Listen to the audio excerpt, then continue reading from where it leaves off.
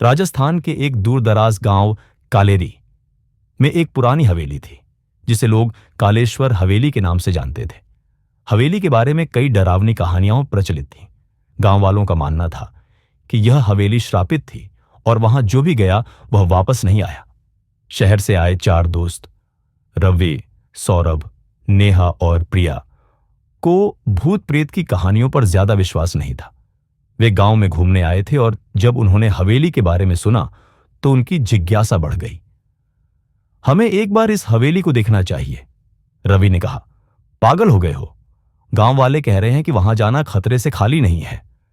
प्रिया ने घबराते हुए कहा, अरे ये सब मनगढ़ंत कहानियां हैं, हमें खुद देखना चाहिए। सौरभ ने हंसते हुए कहा। आखिरकार उन्होंने तय किया कि वे आधी रात को हवेली में जाएंगे। गांव वालों ने उन्हें बहुत मना किया लेकिन वे नहीं माने। रात के 12 बजे चारों दोस्त टॉर्च लेकर हवेली के विशाल गेट के सामने खड़े थे। हवेली के टूटे फूटे दरवाजे से हवा की सरसराहट हो रही थी। अंदर घना अंधेरा था। जैसे ही उन्होंने अंदर कदम रखा हवेली का दरवाजा जोर से बंद हो गया। सब चौंक गए। कोई चिंता मत करो, ये पुरानी हवेली है, हवा से दरवाजा बंद हो गया होगा, सौरभ ने समझाने की कोशिश की। अंदर घुसते ही उन्होंने एक अजीब ठंड महसूस की। हवा में सड़ी हुई लकड़ी और कुछ जलने की गंध थी।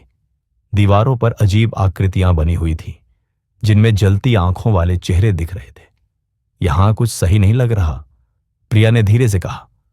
अचानक एक कमरे से किसी औरत के रोने की आवाज आई। चारों दोस्त रुक गए। कोई मजाक तो नहीं कर रहा? नेहा ने डरते हुए पूछा। चलो देखते हैं, रवि ने हिम्मत दिखाते हुए कहा। वे आवाज की दिशा में बढ़े। कमरे का दरवाजा पुराने जमाने की लकड़ी का बना हुआ था। रवि ने धीरे से दरवाजा खोला। अंदर का नजारा देखकर सबकी सांसें रुक गईं। एक पुरानी झूला कुर्सी हिल रही थी लेकिन वहां कोई नहीं था। ये अपने आप कैसे हिल रही है? प्रिया ने कांपते हुए पूछा। तभी अचानक कमरे की दीवारों पर खून से लिखा एक नाम चमकने लगा, रानी कालेश्वरी। फिर झूला कुर्सी अचानक जोर से हिलने लगी और हवा में अजीब सी फुसफुसाहट गूंजने लगी। तुम यहां नहीं आना चाहिए था, नेहा डर के मारे चिल्ला पड़ी। तभी कमरे के कोने में एक परछाई हिलती हुई दिखाई दी।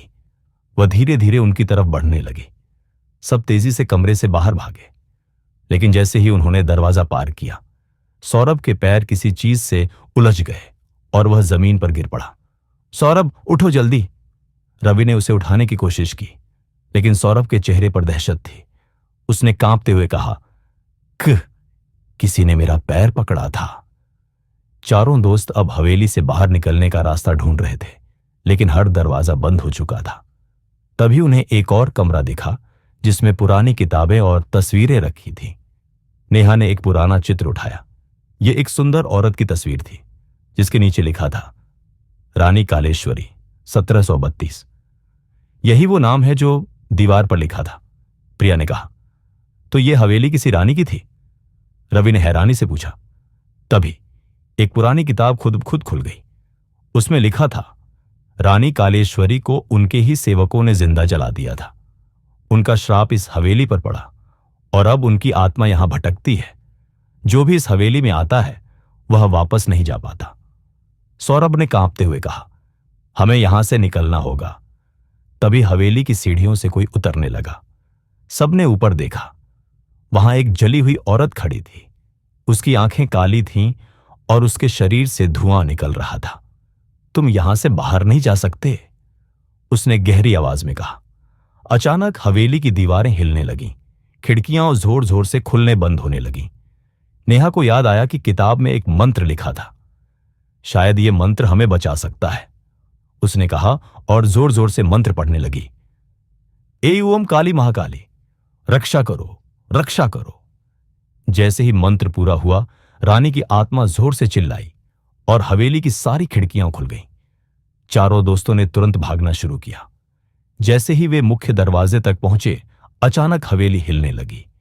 दरवाजा खुल गया और वे दौड़कर बाहर आ गए।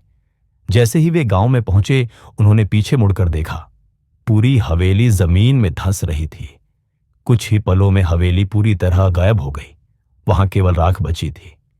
गांव वालों ने उन्हें घेर लिया।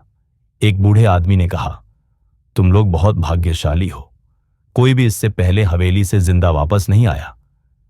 चारों दोस्त यह सोचकर कांप गए कि अगर नेहा ने मंत्र नहीं पढ़ा होता तो वे भी उसी हवेली का हिस्सा बन जाते। उन्होंने तय किया कि वे फिर कभी किसी श्रापित जगह पर कदम नहीं रखेंगे।